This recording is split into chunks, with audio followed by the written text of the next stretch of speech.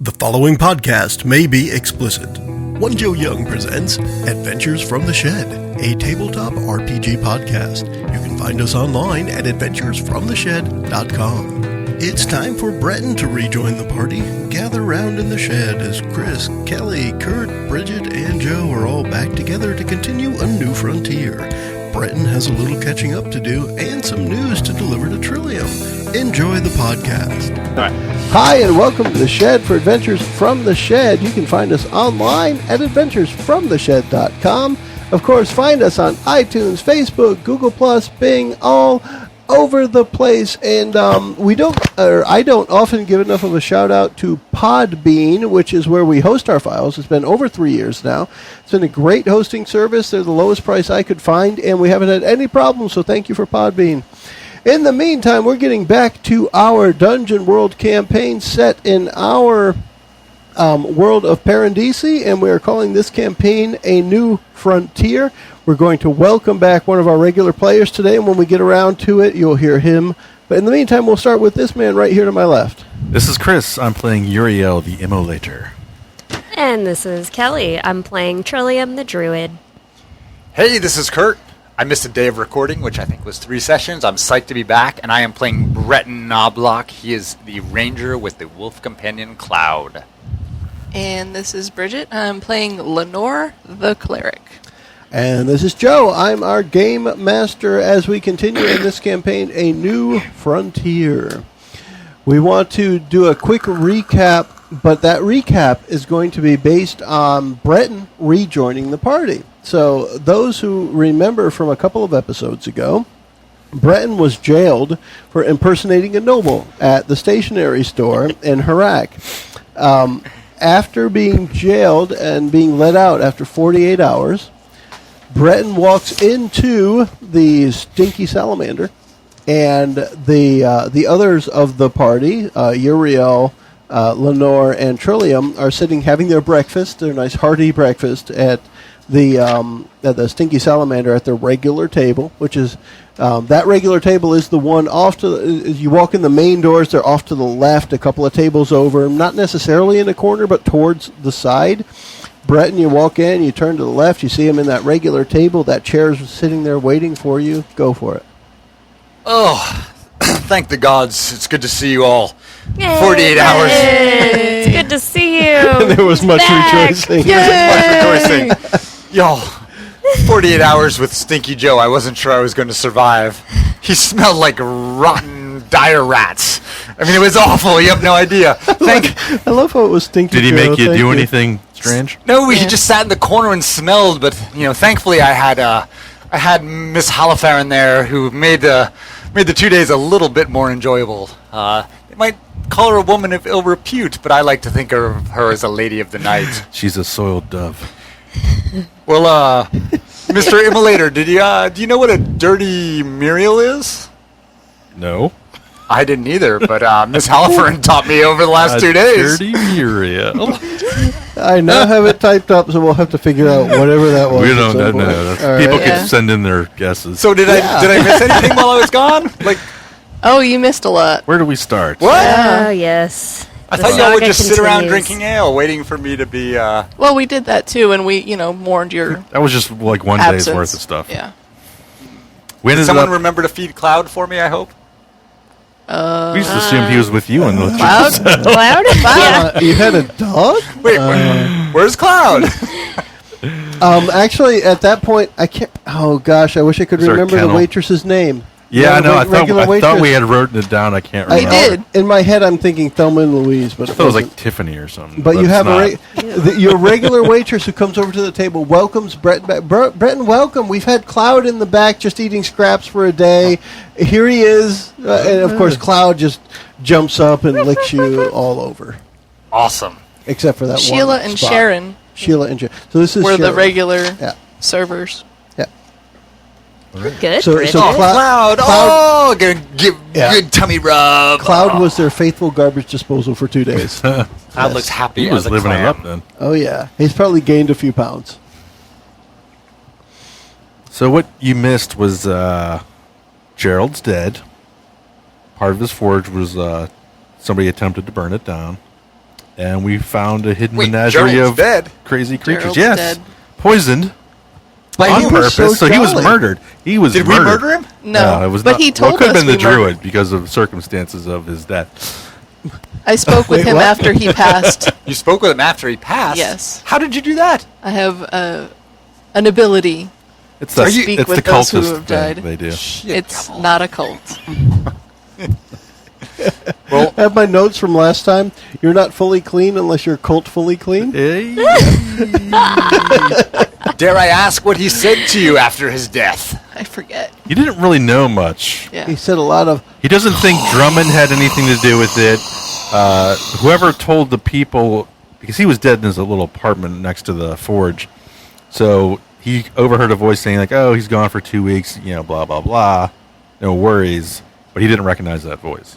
he definitely also mentioned, for those who may have forgotten, he definitely also mentioned that there was a man made of stone who was in his apartment at the time he died. We remember chasing that guy down in the cave. So there's that. Yeah. And then we found a hidden tunnel underneath the forge. Could have been there for thousands, hundreds of years. We don't know.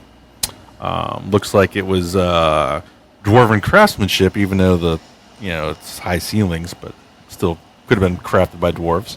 And those tunnels went, one way was out into the forest, another way went towards the keep. And along that, we found a menagerie of mythical, like skeletal remains. It's of mythical not a creatures. menagerie. It was a perverted zoo. Yeah, it was kind of like the It's island of Jurassic Dr. Park. Moreau. And I missed that? It was did. Lady Halfern was Nothing nice, was but not a alive. perverted zoo. nothing was alive. Yeah, it was like they had been long experiments with mythical creatures. So like wait, were they- breeding, like a breeding kind of like They were alive Like a or lab. dead. No, they were all dead. they were all dead. dead. This and it's hundreds, could be thousands of years, maybe depending on how the skeletal remains go. But it was like a pristine environment, so it could be a long time. It could be We're like gonna say- forgotten to the ages. We'll say was- hundreds of years. Yeah, definitely forgotten to the ages. There was no Yeah. disturbance How did- on either section of the entry How did points. Trillium feel about these perverted dead animal creatures? I did not love it. I was going to say, as a druid, I should think not. I did not love it. In fact, hate it, though. yes. Even myself, who thrives on pain, did not enjoy this.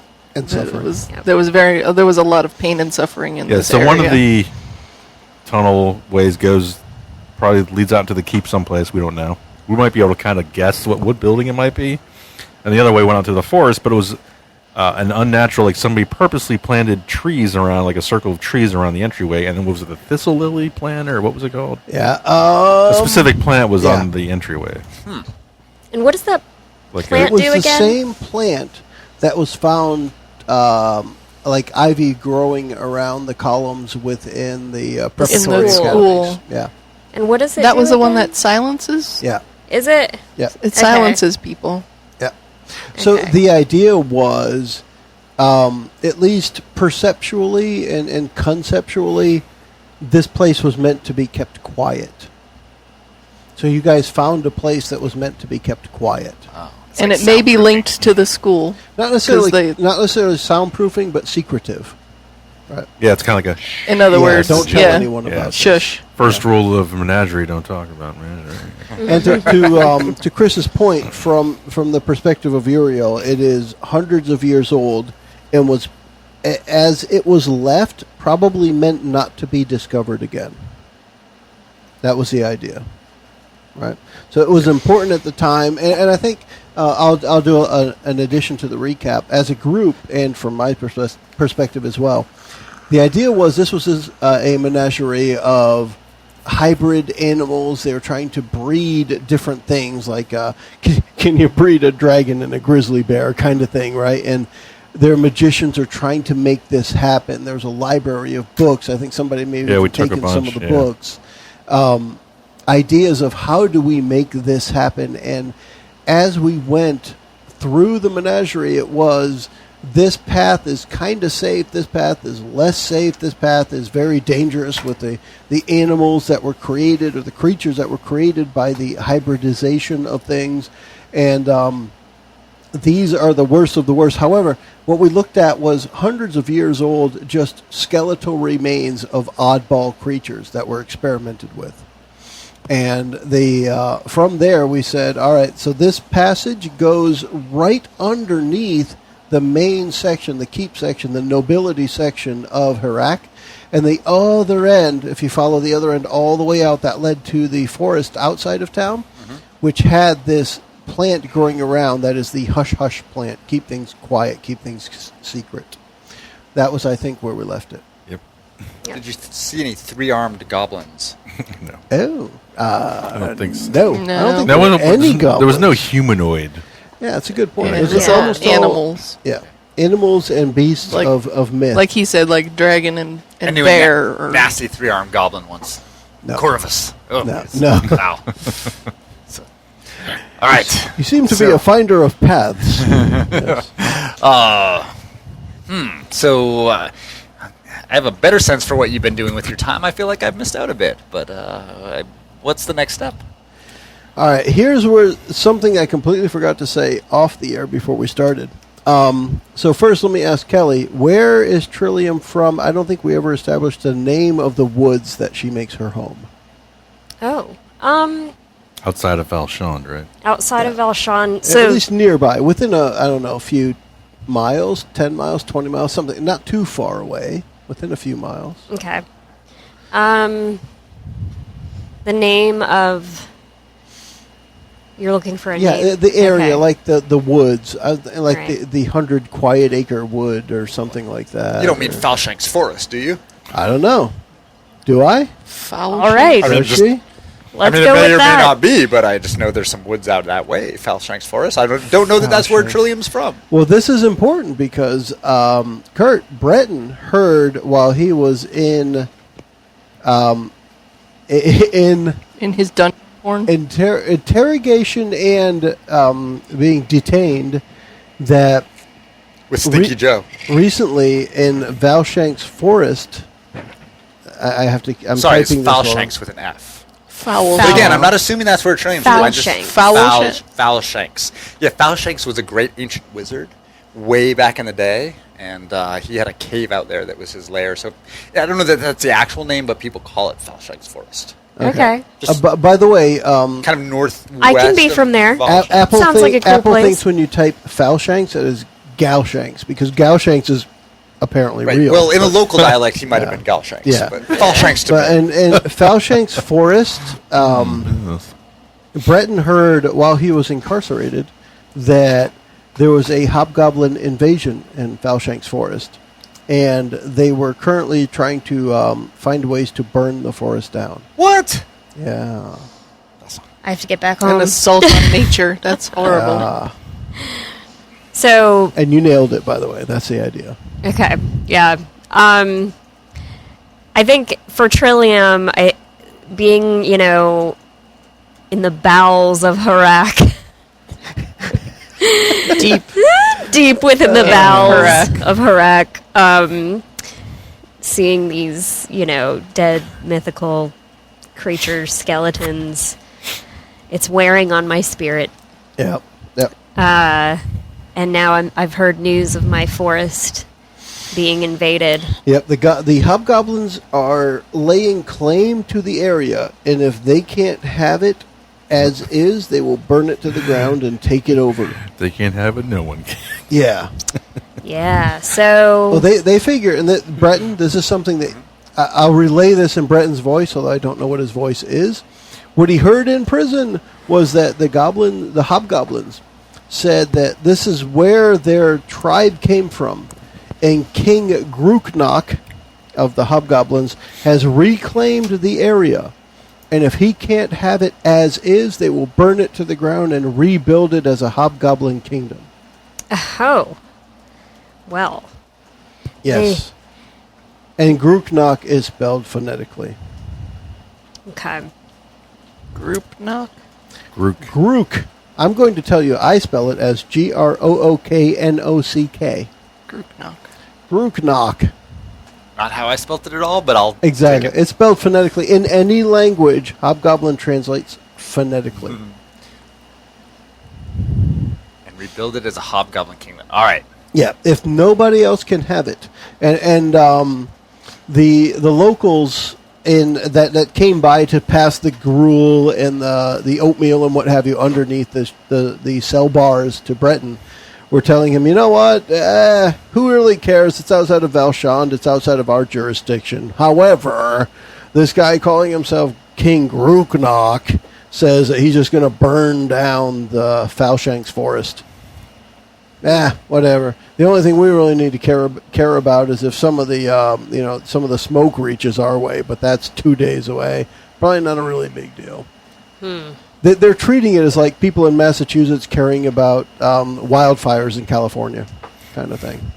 So the people of Valshand do not know the properties the magical properties that that Falshanks forest contains. Falshanks.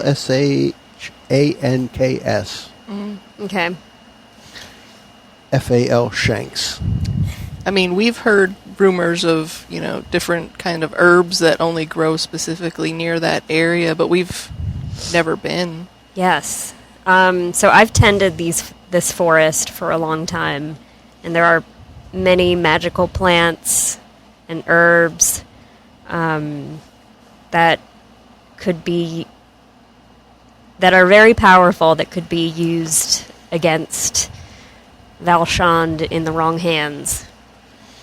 Are they the kind of herbs that are more powerful when they are burned? Yes.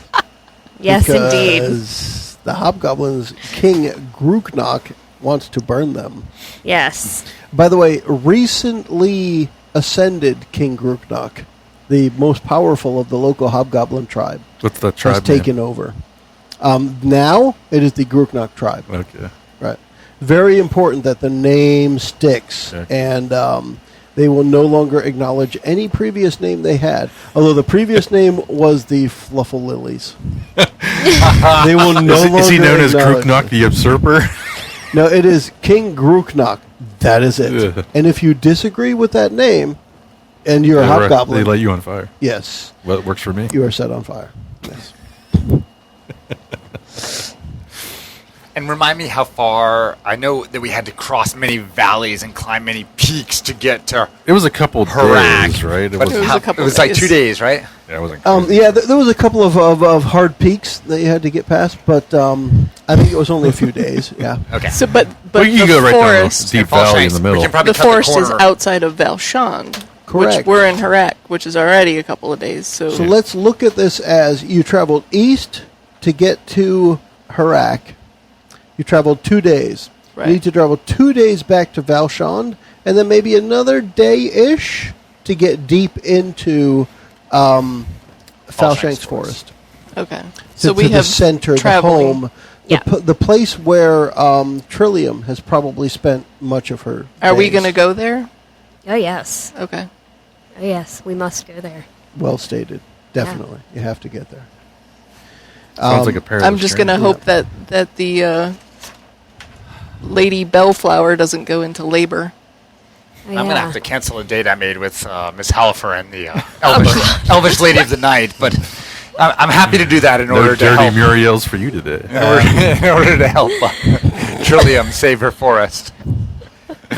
I'm sure you can have an alternate cultist deliver the baby, right? Well, the point was for us to be able to get into the city, the upper city. Yeah. I'm sure there'll be another baby or another opportunity, or she's Yeah. not quite close to delivering, but she's She's there. very promiscuous. Bridget made a good point. This is definitely, we're going to, presumably, Trillium wants to get back to safer homeland. I want to say home world, but homeland. Excuse me. Trillium wants to get right back there, so we're going to get there as quick as we can, and that will be undertaking a perilous journey. Look on the back of your basic move sheet at the special moves, and somebody who is not me, please read out undertake a perilous journey. When you travel through hostile territory, choose one member of the party to act as a trailblazer, one to scout ahead, and one to be quartermaster. Same character cannot have two jobs. If you don't have enough party members or choose not to assign a job, treat that job as if it had rolled a 6, which is a failure. Each character of the job do rolls plus wisdom. On 10 or higher, quartermaster reduces the number of rations by 1. Trailblazer reduces the amount of time it takes to reach your destination. And the scout will spot any trouble quick enough to let you get the drop on it. 79, Performs the jobs expected. A number of normal rations are used. Journey takes about as long as expected. No one gets a drop on you. So we haven't been keeping track of rations. However, the way I will treat this is the person who takes the quartermaster, if they flat out fail, it will be a -1 for others moving forward, as you will be hungry during the time of the trip. Because we're trying to make a rush back to save Trillium's homeland. But since we have a druid and a ranger, can we just live off the land? And Unless they fail, yes. Oh, I'm just saying. Yeah. Right. So little here's extra the bonus. deal. Every one of these undertake a perilous journey is based on wisdom. Wisdom. I think it. Hold on a second. I'm reading this. It says plus wisdom. Yep. So you have 4 people, but only 3 tasks. Who is going to do what? Who is going to be? And I like to do it in order, one at a time, rather than all at the same time. Who is going to be the quartermaster? This is the person keeping track of rations as you go. So you're rushing to get... the way I'm going to treat this, by the way, is you want to make a 2-day journey in 1 day. 2.5-day journey in 1 day. As quick as you can, as efficient as you can. Who's going to keep track of the food? I will. I'll be the food guy. So Uriel... Yeah, I kind of hope I fail because I eat all the food because that's what he That does. could happen. Yeah, I would think that. Oh! 7. I got a 7. I It's see not a that 3 and a bad. 1. Yeah, 2. Or 3 and a 2, Yeah, sorry. 7, so normal amount of food. All right, so 7 isn't a failure. It is you perform your job as expected. All right, so during the trip, Uriel is able to hand out enough, granola bars and beef jerky and what have you to make sure everyone stays Fruit roll-ups. set. Fruit roll-ups. Gushers. I could see fruit roll-ups actually being the granola bar of the fruit world. Yes, okay. I buy that. Who is going to be the scout? And for me now, this is the person who is up ahead that says, if there is danger on the horizon, I am finding it before it affects everyone else. As the ranger, unless Trillium wanted to do it, I think I would do that. Yeah, I would say Bretton. I'm kind of just hanging back because Yeah. I'm not good at any of those things. Go for it, Brett. 2d6. 2d6. Plus your wisdom. 10 There you plus go. 1, 11. Wow. Okay. So Scared along the heck out way, of it. you see during the approximately 2-day trip, you see a hobgoblin scout party off to your right, off to your left. You're able to steer the party to get around them to make sure you're getting to the heart of the problem rather than skirmishing with outlying forces. And then lastly, I want to know the Trailblazer. Actually, is Trailblazer the one? The Trailblazer is the last one I'm going to look for. Yeah, for timing. How quickly you get to the head of the problem? Who's going to do This that? would be important to you, actually. Yeah. And you So- probably know it. We'll do that. All Plus, right. I have +2 for wisdom, so. Make sure we're not stepping on any rainbow cohosh. Here we go. Yeah, make it go. Oh, yeah. Crush. Oh, yeah. Oh, Here yeah. we go. Nice. She blazes the heck out of Say that numbers trail. out loud. Oh, so 11. Yeah. So, yeah. 11 is a very high number, and as is said regularly throughout the Dungeon world, if you are able to roll 10 plus, this game is easy. You've made it easy on yourself. So, Trillium, where is your home within the Falshanks Forest? Because you are able to guide everyone else there directly without issue. Okay. Describe the home they arrive at. As in, like, where I sleep? You tell me. Okay, so there is a small stream that runs through a portion of the forest. Fresh water. Sounds lovely. Yes. And there's a small cave that is beside kind of like a small waterfall, and that's where I stay. That's where I keep my stuff. Is the entrance behind the waterfall? That's It's cool. off to the side, but it goes, like, it veers off to the left, so you're directly, like, underneath the waterfall. It's like large stones and, it's like kind of like where the I can take it.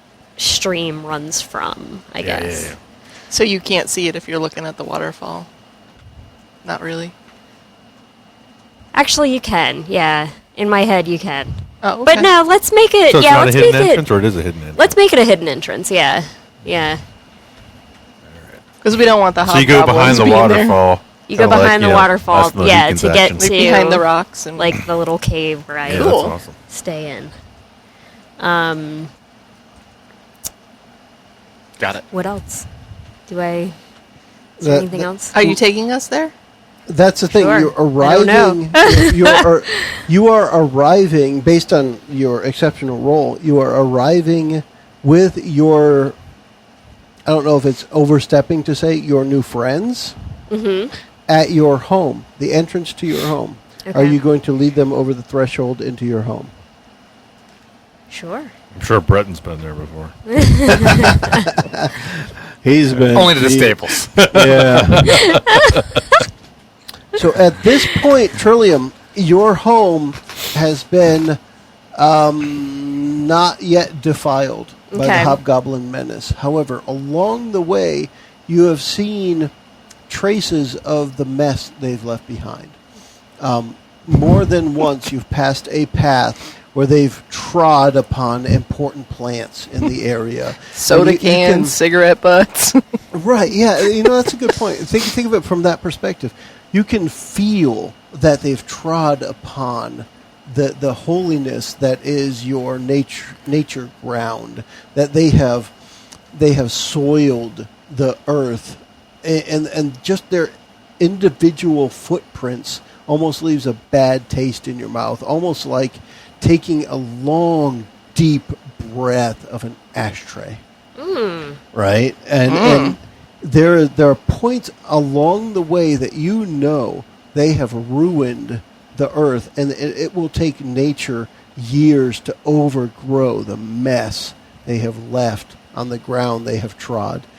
Yet they only want more. King Gruknok wants to actually burn this place to the ground if nature does not submit to his will. Damn. So you're at your home, which has not yet been defiled, but is within meters of areas that have been trod upon by filthy hobgoblin footprints. Okay. Like they've been camping around here and They've walked through the area, they've set up camp, and by set up camp, and I'm using the air quotes, it means they've crapped nearby. oh, These are the same people that have left these horrible, nasty caves where they stole stuff from. If you remember from Valshan, yeah. they stole stuff, left things in the caves, and when you went through there as a salamander, you got this whiff of, oh my gosh, I don't want to be here. And if salamanders can hold their breath, they did, just so they could scout out the area for the party. You're there. When you walk into your home, it's like you walk into the area that is yet untouched by the nastiness that is this is hobgoblin. lovely. Yes. So I can take a deep breath. It's so peaceful here. Ah, Nice patchouli, a little lavender, patchouli. maybe with a Just little feels hint of incense. it just feels harmonious here. I can understand why you like this place. It's Well, a yes. potpourri of nature. I like the sound of the waterfall in the Yeah, background. Yeah. it's so soothing. We have to save this forest. I agree. I'm all for pain, but even I can feel that nature's suffering here. Hashtag I'm all for pain. Yeah. I'm all for pain, To but honor my goddess. Now, as a curiosity, is it pain or suffering that's more important? Suffering. Okay. But pain usually goes along with it. Well, Yeah. But mental suffering is Oh, yeah. She's all Yeah. about it. yeah. Okay. Perhaps you can ask the forest where we should look. That's a good point. Now, let's take a moment here. We're going to talk about how we leveled up our characters. Ah. We've decided to go to level 3. And individually, each person chose one stat to level up, which you get a +1 each time you go through a level up in Dungeon World, and an advanced move from the back of the character sheet off of the 2 through 6. Can't remember, 2 through 5, 2 through 2 6. through 5. 2 through 5. An advanced move on the character. Let's go with the person who was not here last time. Get Kurt starting off on how Bretton decided to go from level 2 to 3. How'd you do it? Sure. So I added a point to dexterity, which is my primary stat, which brings me from a 17 to an 18, which brings my modifier from a +2 to the highest +3. And I'll make a note, like Kurt just said, that's the highest. Except for any magical or special item in Dungeon World, you will never get more than a +3 to any stat. So +3 is huge.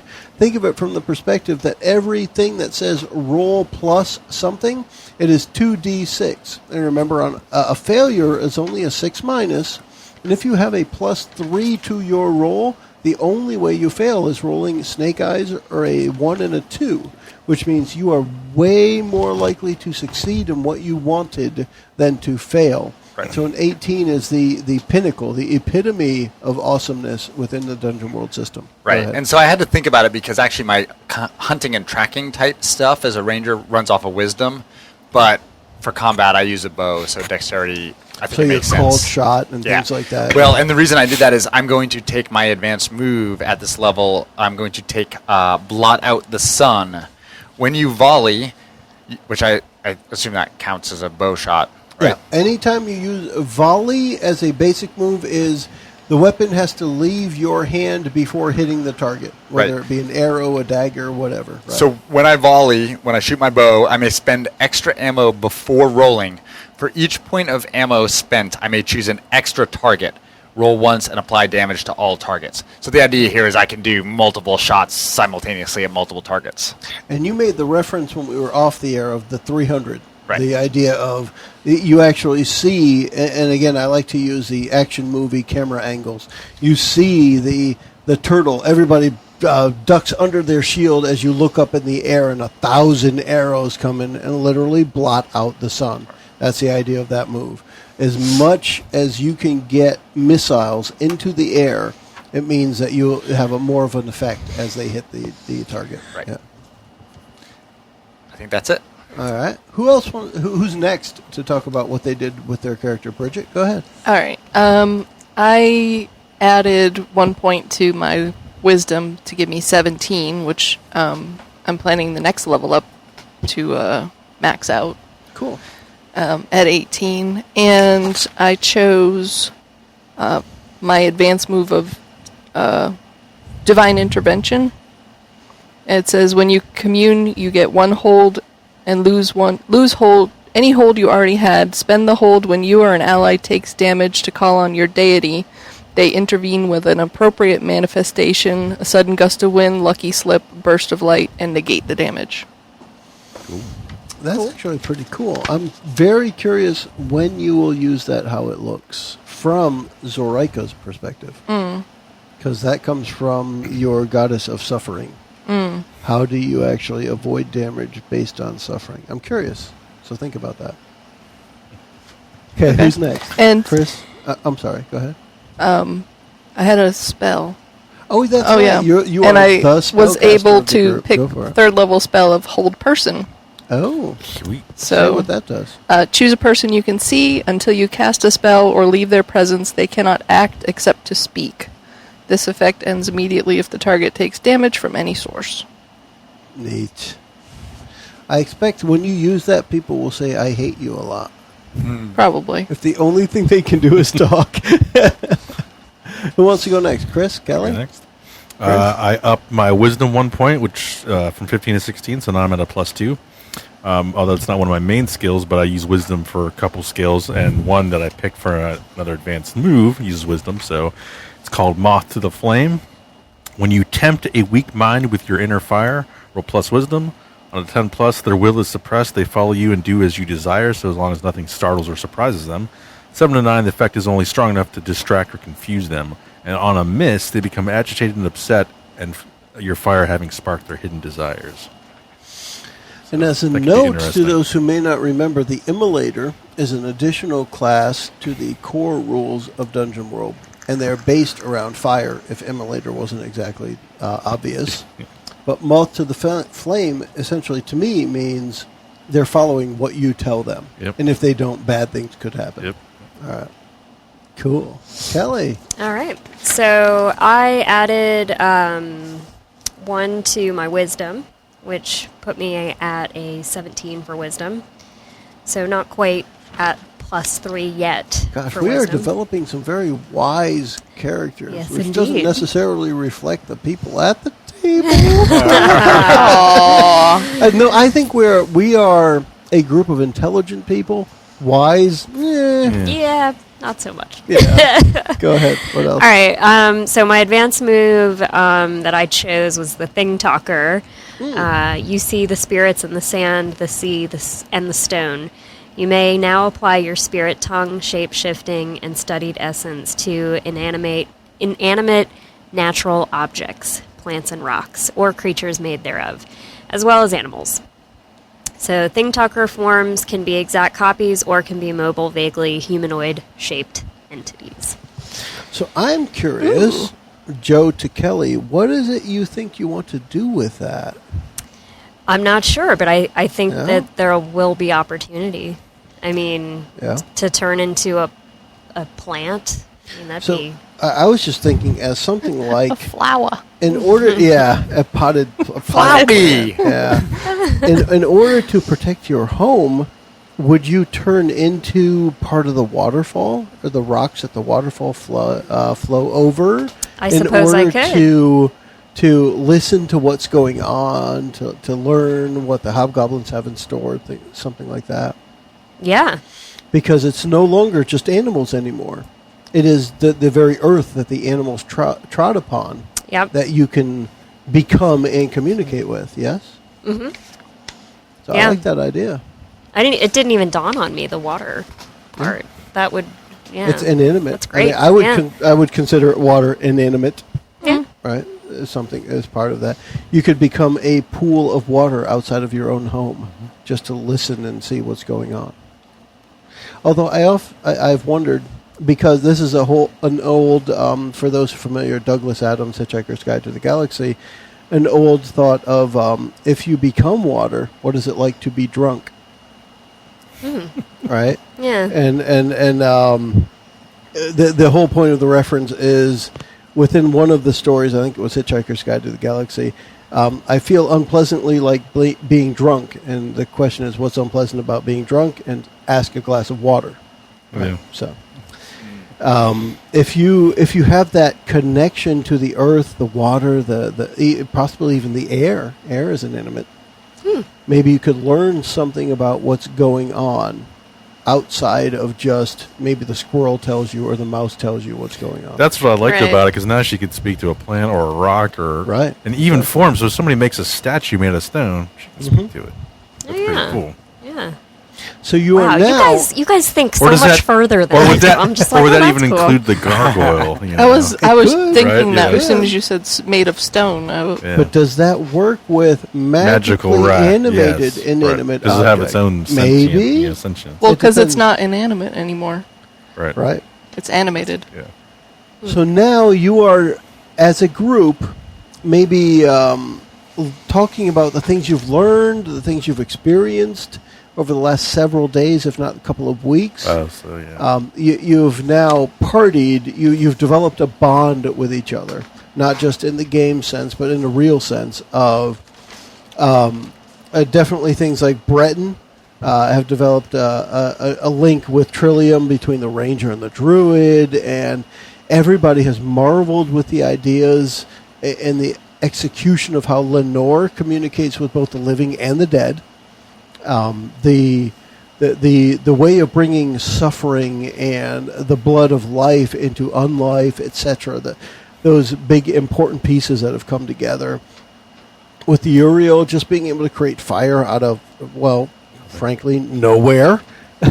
From within himself, seeing Trillium able to quench that fire during the confrontation in the alleyway with the carriage, the wagon, but the freak rainstorm that was able to put out fires and put a little bit of maybe unnecessary water into the blacksmith shop. The piece of while Bretton was incarcerated, while Bretton was there within the blacksmith shop, of being able to pull up that trap door in the floor, getting to the menagerie, etc.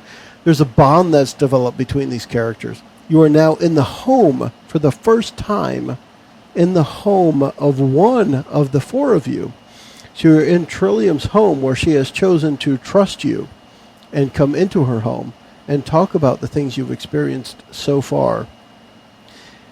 Probably at the very top of Trillium's mind is this new King Gruknock, relatively new, proclaimed king of the hobgoblins in the area, who is now sitting there with flint and steel, ready to burn down everything that you have lived for, to make sure that he can lay claim to this patch of earth. Who knows what he'll call it? Maybe Hobgoblin City or some other very imaginative wording. He is going to take this area over. The hobgoblins, as you have heard along the way, mice have talked to you, squirrels have talked to you, groundhogs. Along the way to your home, they have said, he's ready to take everything over. He wants the forest. He wants Falshank's forest to be his own. He wants to take over Valshand. He wants it to be the new kingdom, the new age of the hobgoblin.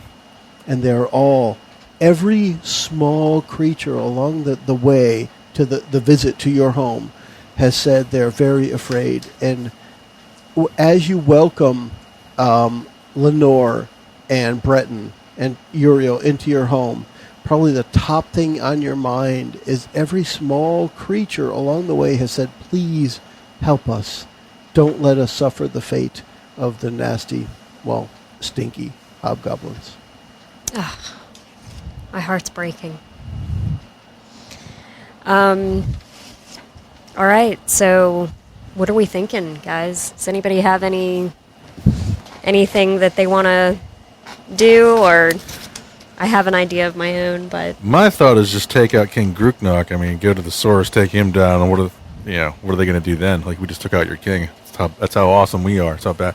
They might just be scared enough, like, oh, I say go after the big dog. Yeah. Now, goblins are easily intimidated. Hobgoblins, relatively easily intimidated. They're stronger, more sturdy cousins of the goblins. But, it is likely that if their king is usurped, that they'll follow whoever steps in next.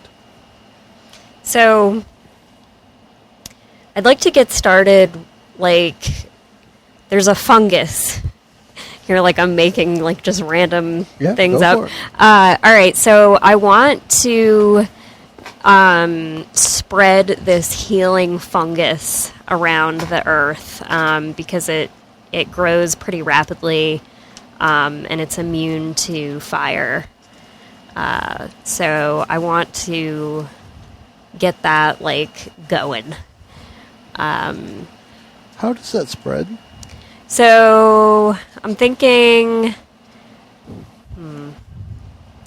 maybe some sort of Be little bit authoritative. of. The druid doesn't have to think about how fungus spreads. How does it actually spread? But Kelly, the logical one is technically, how would this work?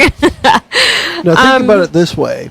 Kelly already knows that Trillium the druid couldn't exist. Mm-hmm. So don't worry about physics. Okay. Or biology. Or chemistry. What about How does birds? it actually work for Trillium? Okay. All right. So I'm thinking that this fungus grows on the edge of the stream, on the stream edge, especially in the sunny areas. So it needs both water and sunlight. It doesn't need it, but that's how it blooms initially, and then you can transplant it. So that's kind of what I want to do as we, if we're going to travel and try to track these guys down, as we're traveling, I want to be able to, spread this fungus so it'll start, healing the land. Now, as a fair point, they don't need to be tracked down. You've seen traces of hobgoblins and what have you along the way. Okay. They don't necessarily need to be tracked. You know where they are. Okay. You could do a full frontal assault, or you could do a flanking, or whoever, or however you want to approach it.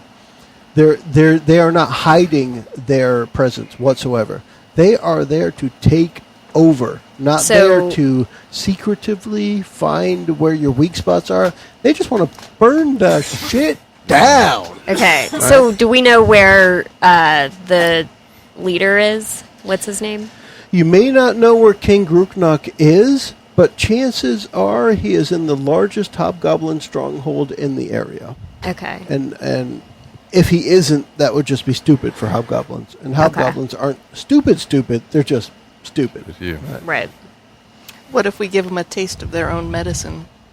Surround them with fire, burn them. I got an idea. But we They'll- need to get they'll to the, suffer the much. place. We need to get to the stronghold. What's your idea? I'm going to challenge him to, trial by combat to take over his thing. He's got to, Huh. he can't back down in front of his men.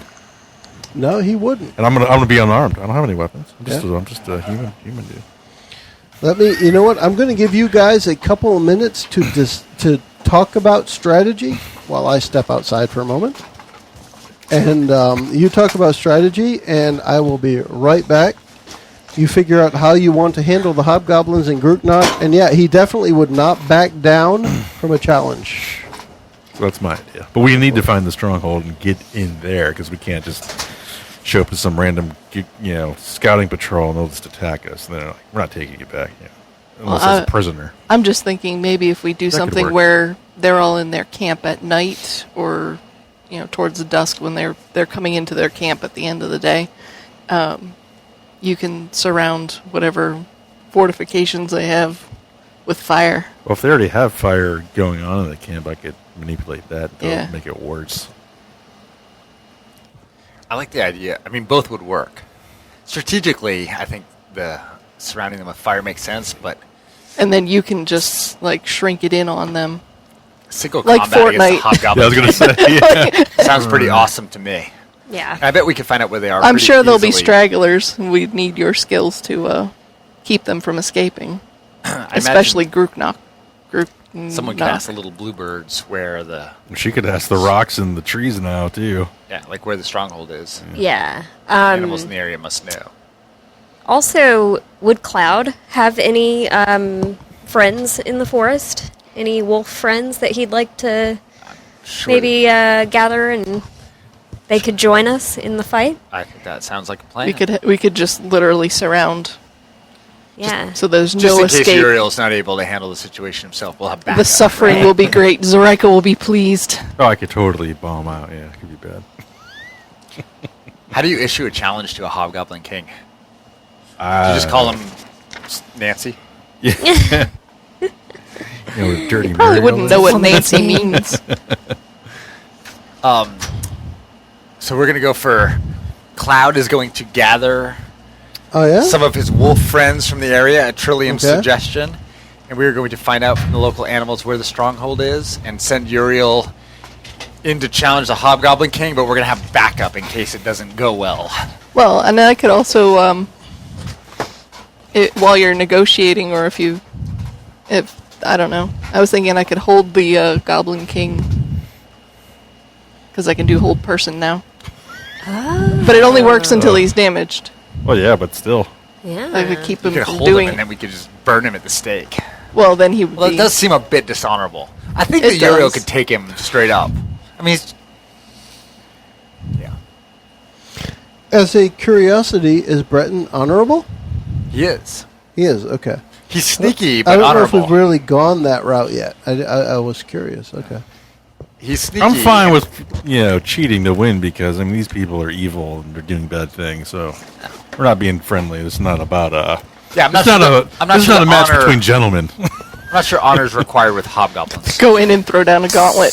Yeah, let- I'm basically just Let's go with, I'm going to trigger a move. It sounds like y'all know a lot about hobgoblins. It sounds like we're going to be spouting some lore about hobgoblins. Who thinks they know the most about them? definitely not me. Not me. A ranger would know about goblins, hobgoblins, You have a bugbears. better chance. Of yeah. course, to spout lore, we're Travel. heading towards intelligence here. I don't know who has the best intelligence option. Now, Lenore, Bridget, didn't you just go to 13 on intelligence? Nope. No? You told me to go to 17 on wisdom. Well, I I'm at suggested I mean, you it. suggested. Yeah, okay. I have +1 at 13. Yeah, I am that's- a flat You're 0. winning. So it sounds like, yeah, go for it, Bretton. Let's see, based upon the group, who might know the most about hobgoblins? Well, I rolled 12 and I added you 1. rolled a D6 and a D8. No. I rolled a 6 and a 6. Okay. The D8 is my damage die. Okay, I see And that, add yeah. 1 for 13. All right. So I not only know everything about goblins, I know what they think and what they fantasize about late at night. Ew. Dirty Now I'm Ariels. suffering. it turns out that all goblins talk about is rangers. Oh. And how they should not wear as many clothes as they currently wear. Ew. I'm definitely suffering here. You should be loving this. You then. should be leveling up then. Okay, so I want the reason I said that is I want to go to the points that you guys were talking about with hobgoblins. So let's go back to that. Chris, you had mentioned something about hobgoblins blank. What was it that they're not? Well, I would think he would not back down from a challenge of that. He can't look bad in front of his men. But I expect him to cheat because he doesn't want to look bad in front of his men. Who else said something definitive about hobgoblins? Kurt? I said that they smell. It's not, well, that's true. Okay. Well, I Bridget? said that they would probably all be going into their camp at night. Okay, so Or Lenore towards the thinks that they evening. should head towards camp at nighttime. Okay. For those listening, Kelly has stepped out for a minute, so we won't have any input from Trillium for a few. However, let's take that as, let me try and put together, based on the spout lore of, we got a 10 plus, right?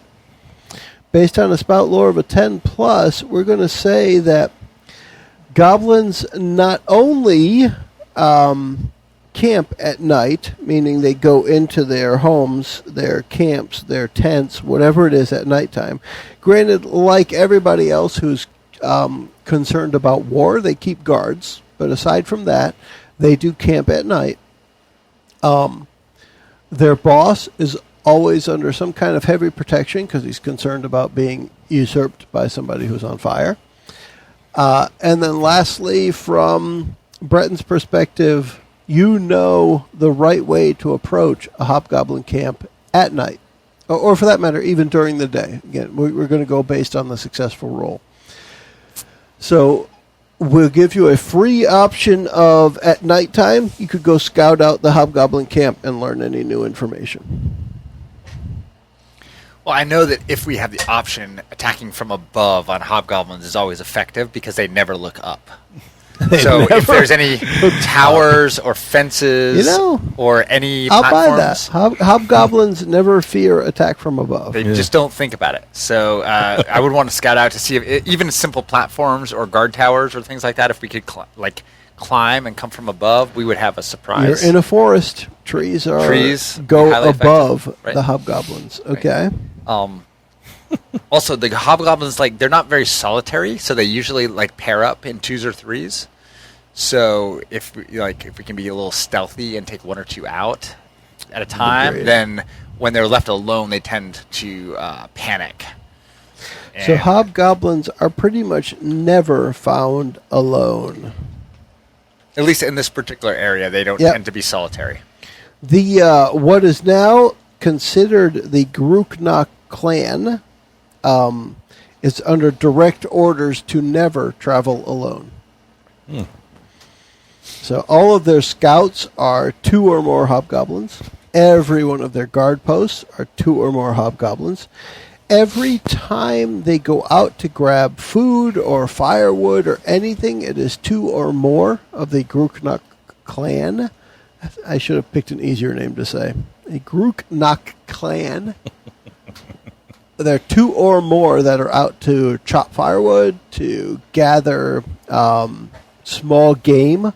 Now remember, hobgoblins are bigger than goblins. They're your size. They're human-sized.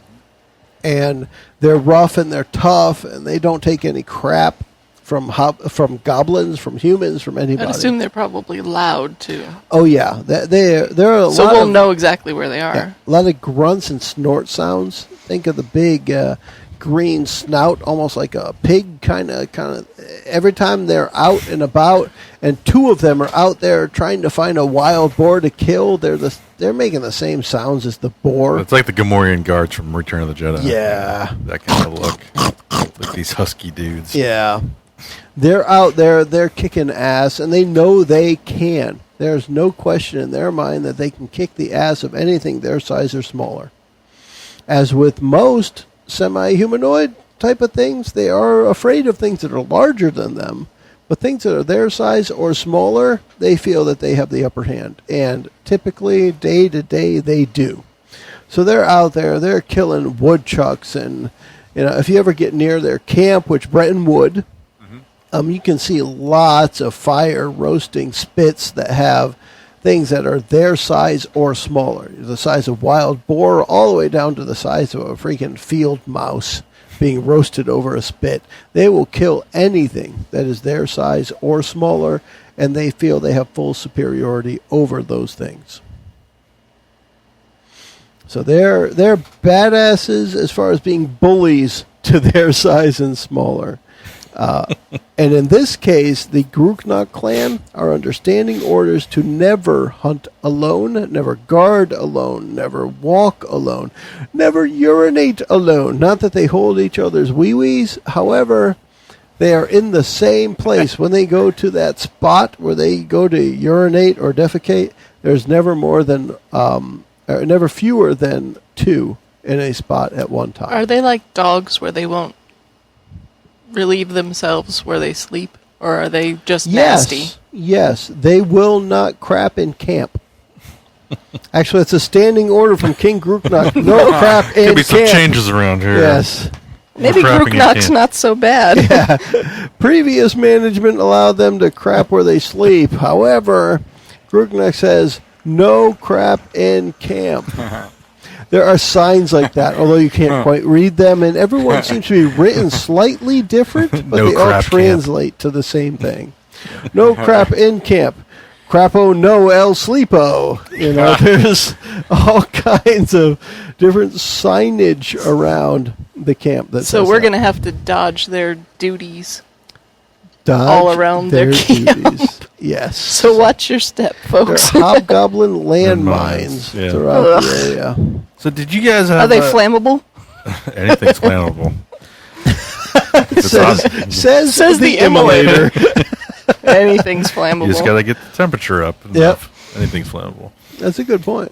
I was of the mind of, we kind of just walk in and be like, challenging you, You win, you can stay. If not, you're getting out of this forest. But you guys want to have maybe a stealth thing, and then... I'm saying seal off the camp. You want to cause chaos first. Seal them in. And then we So let me go with the spout lore about hobgoblins and saying that even if you kill the king, the next person in line may just step up and say, well, I can kick your ass. So just killing the king doesn't necessarily make everyone else subservient to what you were trying to do. Right. Does their camp have any sort of fortification around it? Like a crude poo. Well, besides the poo. No. And the smell. Yes, they have guards. But is there no any kind of physical wall or anything? No. So, okay, there's nothing to... I was thinking it was surrounded by, piles of logs and stuff. I'll still keep going with the idea that you guys succeeded so well on your hobgoblins, quote-unquote, spout lore, that they have no need to build palisades and, any kind of structure just some sort around of simply because they're going to take over this place and they're going to own it. Yeah, it's not worried about... Right. They're not necessarily worried about building a wall because they're going to own it. And if you're going to come in there when they don't want you, they're just going to kill you. It's pretty simple. What if we did something? If we built some or strung some sort of rope far enough around where they wouldn't see it, but when they go to run from the fire, they're all clotheslined. It's hard to do. That seems more work. It's a cool thought, though. Maybe if you could funnel them in one direction. direction. Right, I'm just trying to hurt them in one direction. That's the thing. Well, we'd have to figure out, did they pick an area that had some type of natural... Right. Kind of like where that cave was originally. So I'll go back to the idea of enough about hobgoblins based on the spout lore. They're picking the central spot. The central spot just happens to be a hill that's about 10 feet higher than the rest of the area. King Gruknok is going to be sitting on the highest point on that 10-foot hill, and everyone else is just going to adhere to what he says. Go get me more of this, go get me more of that, go kill that, I want some more food, whatever it may be.